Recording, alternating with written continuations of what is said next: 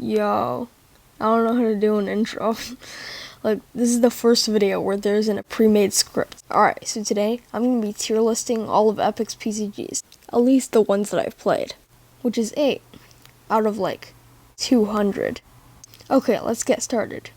So, Corn Conflict Catalyst. In this game, you play as generic 2016. And what do generic people in 2016 all have in common? You guessed it, a fidget spinner. Except that fidget spinner is a deadly weapon that can murder people. Yay. This game is also where I killed HMB Tiger with a rocket launcher. That was fun.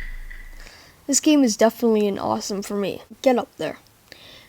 Next, we have Agent Peanut and the Company. This game takes place in an event system, in the Company. In one part of the game, the fat guy blocks your way, meaning the company hired him and knew that Agent Peanut would have came. So couldn't they just blocked off a way of getting into the vent? It doesn't make that much sense. At the end, however, Agent Peanut gets captured by the Shadow and it turns out it was planned. So what was the point of the fat guy being there? This game is definitely worse than Corn Conflict Catalyst. Still a good game though. Okay, Epic Backrooms. Now this is like a horror PCG, but with skulls and monsters and stuff. This game also ends on a really cool cliffhanger where there's messages written on blood and there's no way out. The reason I'm going to put this as good, not any higher, is because the puzzles aren't really that interesting. Now, Gnome the Return. This game is a 2-player PCG where one player gets to play as a big gnome and one as a teeny tiny one. I played as the tiny one, but for some reason the tiny one has super strength. The game is focused on the co-op aspect of it and has really interesting puzzles where 2 players need to work together. I would put this as a great game. Not as good as Corn Conflict Catalyst, but better than Epic Backrooms. Gnome Troll Mountain. This game is so similar to Gnome the Return. They're both gnome games and both co-op with the same style puzzles. So I'm going to put this as great as well. Okay, now we have our last 3 games, all from the Tiger series. Starting with the first one. This game might not be the best PCG I've ever played, but it's definitely the most fun I've had playing one.